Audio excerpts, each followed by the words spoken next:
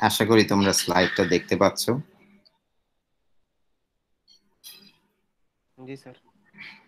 Viscose fibre আমরা হয়তো বা এক নামেই চিনি, সবারই খুব পরিচিত ফাইবার, কারণ এটা হলো পৃথিবীর মধ্যে সর্বপ্রথম ফাইবার যেটা নাকি সাকসেসফুল হয়েছে। এর আগেও ফাইবার ছিল, কিন্তু সেগুলো সাকসেসফুল হয় নাই। ভিসকোস ফাইবারটা হলো প্রথম সফল ম্যানমেড ফাইবার, এবং 1905 সালে এটা ইন্ডাস্ট্রিতে প্রোডাকশন শুরু হয় এবং এখনো পর্যন্ত জনপ্রিয়তা ধরে রেখেছে। শুরুর দিকে আমি তোমাদেরকে একটা কথা বলতে চাই যে ম্যানমেড সেলুলোজিক ফাইবার এটা একটা গুরুত্বপূর্ণ একটা গ্রুপ। অর্থাৎ সেলুলোজ পলিমার থেকে যে আমরা ন্যাচারাল ফাইবার পাই সেটা তো গুরুত্বপূর্ণ বটেই, এবং সেলুলোজ পলিমার ভিত্তিক ন্যাচারাল ফাইবার আসলে ইম্পর্টেন্ট, সবচেয়ে ইম্পর্টেন্ট হলো কটন ফাইবার।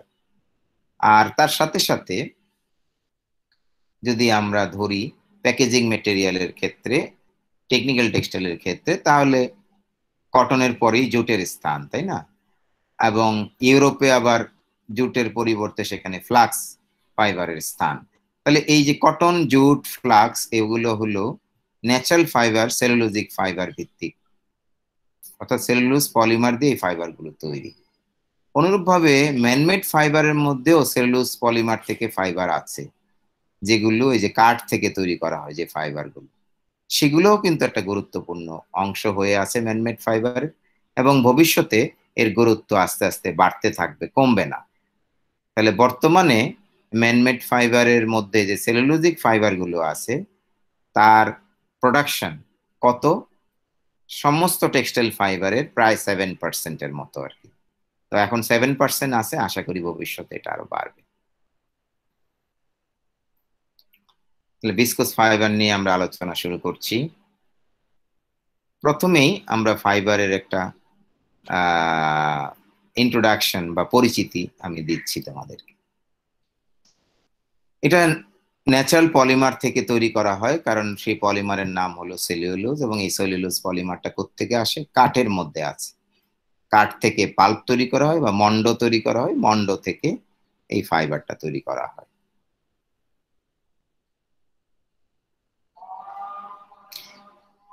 ভিসকোস ফাইবার তৈরি করার যে মেথড, এটা আবিষ্কৃত হয় 1891 সালে, আর ফাইবারের ইন্ডাস্ট্রিতে প্রোডাকশন শুরু হয় 1905 সালে।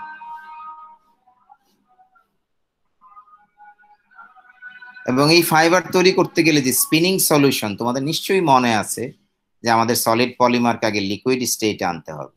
তো লিকুইড স্টেটে আমরা দুই ভাবে আনতে পারি, একটা হলো সলভেন্টের সাহায্যে আনতে পারি, আর একটা হলো হিটের সাহায্যে বা মেল্টিং এর মাধ্যমে আনতে পারি। তো এই ক্ষেত্রে হিট ব্যবহার করা হয় না, এই ক্ষেত্রে তোমার সলভেন্টের সাহায্যে লিকুইড অবস্থায় নিয়ে আসা হয়, এবং লিকুইড অবস্থায় যে সলিউশনটা হয় সেই সলিউশনের নাম হলো ভিসকোস।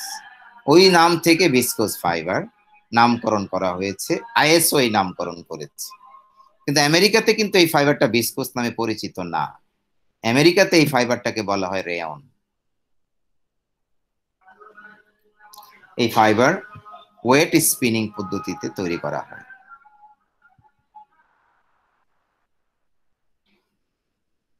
আমরা যদি দেখি যে এই ফাইবার কিভাবে আমাদের কাছে আসে, প্রথমে ছিল কাঠ, কাঠ থেকে হলো পাল্প বা মন্ড, তারপর সেখান থেকে হলো ফাইবার, ফাইবার থেকে হলো টেক্সটাইল প্রোডাক্ট, এবং সেই টেক্সটাইল প্রোডাক্টই আমরা আসলে ব্যবহার করি। যেমন এখানে ওয়েট টিস্যু দেখানো আছে, যে ওয়েট টিস্যুটা আসলে কোত্থেকে আসছে। ওয়েট টিস্যু কিসের দ্বারা তৈরি? ওয়েট টিস্যু কিন্তু ভিসকোস ফাইবারের দ্বারা তৈরি।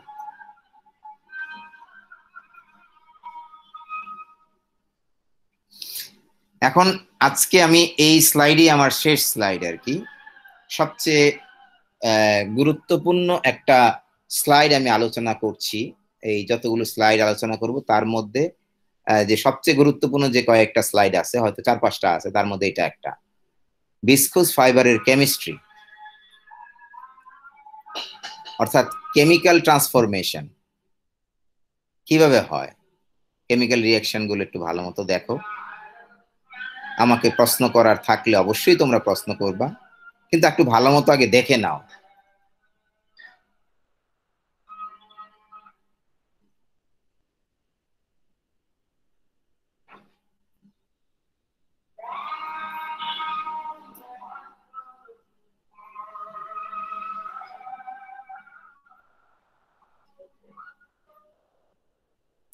প্রকৃতিতে আমরা যে কাঠ পাই, এই কাঠ কিভাবে তৈরি করা হয় নিশ্চয়ই আমরা জানি, গাছ থেকে তৈরি করা হয়।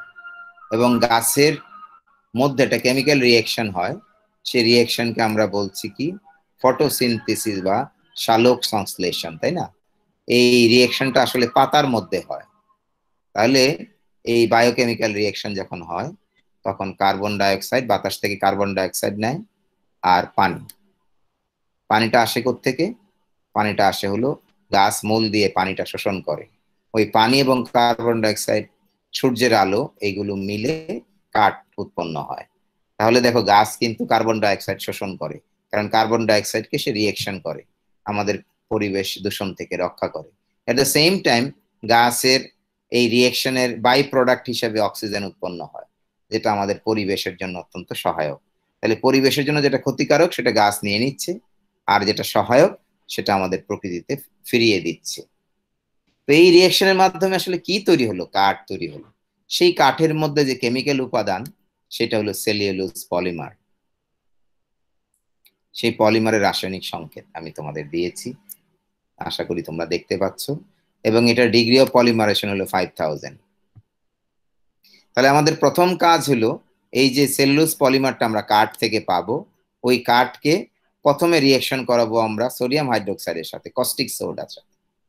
রিয়েকশন করলে আমাদের তৈরি হবে অ্যালকালি সেলুলোজ বা সোডা সেলুলোজ তৈরি হবে, C6H9O4ONA। এটা তৈরি হলো, এটা হলো সোডা সেলুলোজ বা অ্যালকালি সেলুলোজ।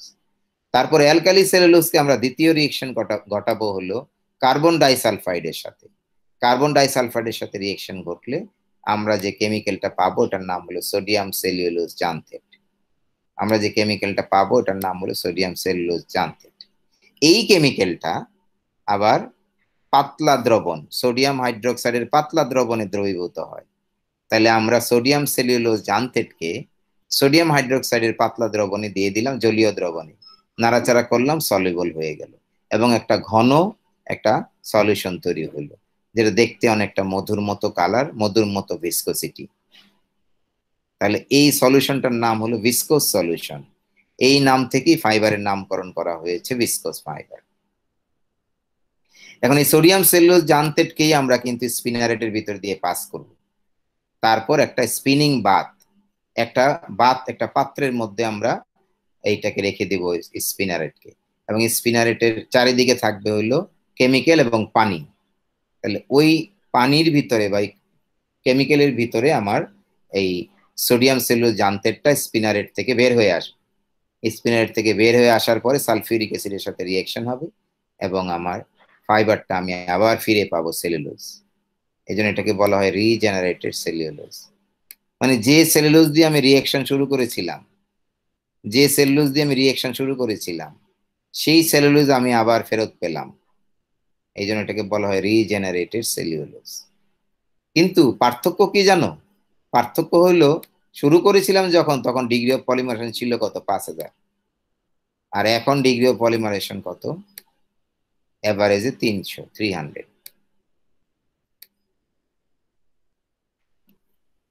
এই হলো পার্থক্য। তাহলে আমরা ভিসকোস ফাইবার তৈরি করার সময় এই তিনটা কেমিক্যাল রিয়েকশন সংঘটিত হয়। রিয়েকশন গুলো তোমাদের যেন মনে থাকে। তো আজকে এই পর্যন্ত রেখে আমি আমার ক্লাস শেষ করতে চাই। তোমাদের কোনো প্রশ্ন থাকলে আমি উত্তর দেব।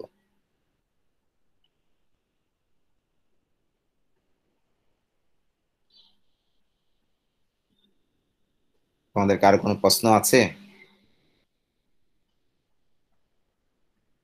নাকি আমরা আরো একটা দুইটা স্লাইড একটু দেখি, নাকি কি বলো তোমরা? রিয়েকশন গুলো আরেকবার একটু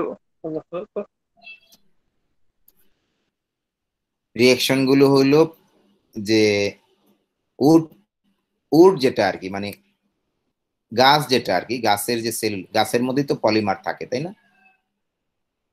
গাছটা যখন জীবিত অবস্থায় আমরা বলি গাছ, আর যখন গাছটা আমরা কেটে ফেলি তখন গাছ বলি না, তখন বলি কাঠ। ওই কাঠের মধ্যে সেলুলোজ পলিমার আছে। তাহলে এই পলিমারকে আমরা কার সাথে রিয়েকশন করাবো? সোডিয়াম হাইড্রোক্সাইডের সাথে রিয়েকশন। তাহলে আমরা পাবো হলো অ্যালকালি সেলুলোজ। এবং এই অ্যালকালি সেলুলোজকে আবার আমরা রিয়েকশন ঘটাবো কার সাথে? কার্বন ডাইসালফাইডের সাথে, CH2। তাহলে আমাদের তৈরি হবে সোডিয়াম সেলুলোজ জান্থেট। এই যে সোডিয়াম সেলুলোজ জান্থেট যেটা তৈরি হলো, এই সোডিয়াম সেলুলোজ জান্থেট যে পলিমার আর কি যেটা তৈরি হলো, এই পলিমার কিন্তু আবার সোডিয়াম হাইড্রোক্সাইড জলীয় দ্রবণে দ্রবীভূত হয়। তাহলে আমরা সোডিয়াম হাইড্রোক্সাইড প্লাস পানি মিশালাম, তারপরে সেখানে আমরা সোডিয়াম সেলুলোজ জান্থেটকে দিয়ে নাড়াচাড়া করলাম, এটা সলিবল হয়ে যাবে এবং একটা ঘন সলিউশন তৈরি হবে। ওই সলিউশনকে বলা হয় ভিসকোস সলিউশন। ওটা থেকেই ফাইবারের নাম হয়েছে ভিসকোস। আমেরিকাতে অবশ্যই ফাইবারকে বলা হয় রেয়ন ফাইবার। তাহলে সোডিয়াম সেলুলোজ জান্থেট আমরা স্পিনারের ভিতর দিয়ে পাস করব হাই স্পিডে, এবং এই স্পিনারেরটাকে আমরা রাখবো একটা বাতের মধ্যে ডুবিয়ে রাখবো। ওই বাতের মধ্যে পানি থাকবে, কোনো কেমিক্যাল থাকবে, ওটার মধ্যে ডুবিয়ে রাখবো। তাহলে স্পিনারের থেকে যখন বের হবে তখন এটা থাকবে হলো কি সোডিয়াম সেলুলোজ জান্থেট। আর ওই বাতের মধ্যে আমি সালফিউরিক অ্যাসিডও দিয়ে রাখবো। তাহলে সালফিউরিক অ্যাসিড আর সোডিয়াম সেলুলোজ জান্থেট রিঅ্যাকশন করে আমার ওই যে সেলুলোজ আবার ফিরিয়ে দিবে, যেহেতু এটার নাম হবে রিজেনারেটেড সেলুলোজ, এবং এটা ডিগ্রি অফ পলিমারেশন হলো 250 থেকে 350, আর যেটা নাকি কাঠের ক্ষেত্রে ছিল কত 5000। এই তিনটা কেমিক্যাল রিঅ্যাকশন আমাদের গুরুত্বপূর্ণ, এবং এটা ভিসকোস ফাইবার তৈরি করার সময় আসলে এই সংগঠিত হয়।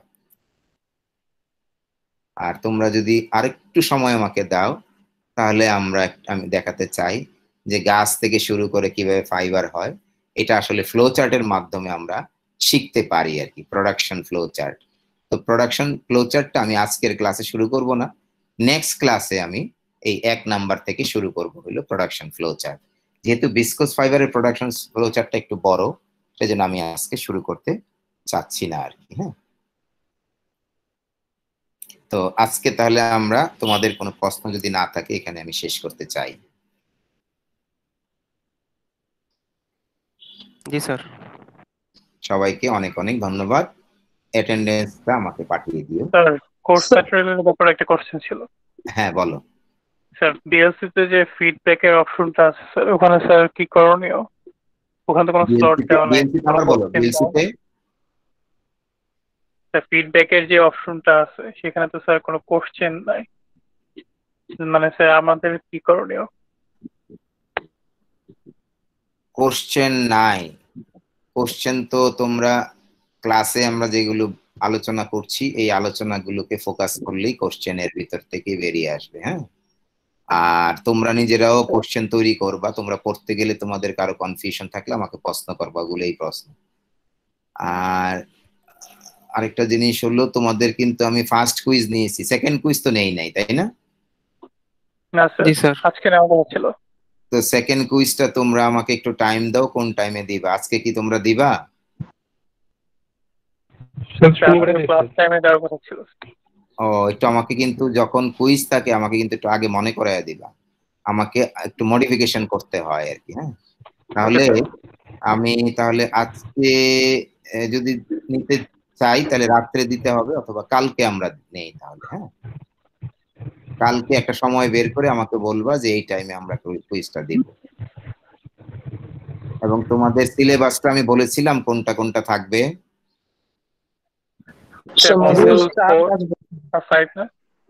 তোমাদের প্রথম কুইজ কোন পর্যন্ত ছিল? স্যার 3 পর্যন্ত। স্যার মডিউল 4 আর 5 ছিল স্যার। আর 3 পর্যন্ত ফার্স্ট টেস্ট ছিল। 3 পর্যন্ত ছিল না, যে কেমিক্যাল স্পিনিং পর্যন্ত ছিল। জি স্যার। জি স্যার। তাইলে এই দ্বিতীয় কুইজটা হবে কেমিক্যাল স্পিনিং এর পরে আমরা কি পড়েছি? আমরা পড়েছি হলো এডিটিভ, স্পিন ফিনিশ এবং এই ড্রয়িং পড়েছি, তাই না? আর আমরা পড়েছি টেক্সচারাইজেশন। তাহলে এডিটিভ, স্পিন ফিনিশ, ড্রয়িং এবং টেক্সচারাইজেশন, এইগুলো হলো আমাদের দ্বিতীয় কুইজের সিলেবাস, অর্থাৎ 2টা মডিউল আর কি, 2টা মডিউল। জি স্যার, মডিউল 4 আর 5 এই 2টা কুইজের কথা ছিল। হ্যাঁ, এবং কালকে কোন সময়ে দিবা আজকের মধ্যে আমাকে সিআর কিন্তু একটু ফোন করে হোক বা মেসেজ দিয়ে হোক আমার সাথে একটু কমিউনিকেশন করে জানাইয়া দিবা। হ্যাঁ স্যার, আজকে স্যার আর হচ্ছে স্যার আমি কথাটা শুনতে পাচ্ছি না, খুব আস্তে শুনতে পাচ্ছি। স্যার আজকে স্যার আমাদের হচ্ছে সিলেবাস ছিল স্যার কেমিক্যাল স্পিনিং আর হচ্ছে এডিটিভ স্পিন ফিনিশ আর ড্রয়িং এগুলো। ও কেমিক্যাল স্পিনিং কি না, এটা ছিল হয়তো বা আমি কেমিক্যাল স্পিনিংটা কি আমরা আগের কুইজের মধ্যে রেখেছিলাম? না স্যার, রাখি নাই, তাইলে কেমিক্যাল স্পিনিং থাকবে। জি স্যার 4 আর 5 মডিউল। তাহলে কেমিক্যাল স্পিনিংটা থাকবে আর এডিটিভ Additive। ড্রয়িং। তাহলে টেক্সচারাইজেশনটা আপাতত আমরা বাদ দেই, টেক্সচারাইজেশনটা আমি ভিসকোসের সাথে মিলে পরে নিব। হ্যাঁ, জি স্যার, ভালো হয়েছে। তাহলে 2 নাম্বার কুইজে থাকবে কি কেমিক্যাল স্পিনিং আর হলো এডিটিভ স্পিন ফিনিশ ড্রয়িং, এই পর্যন্ত। এবং কালকে নিব সেটা, আজকের মধ্যে আমাকে কিন্তু সিআর আমার সাথে কমিউনিকেশন করে টাইমটা একটু ঠিক করে নিবা। ঠিক আছে স্যার, টাইম জানাই দিন। ওকে, খোদা হাফেজ। স্যার আসসালামু আলাইকুম। Yes স্যার, আসসালামু আলাইকুম।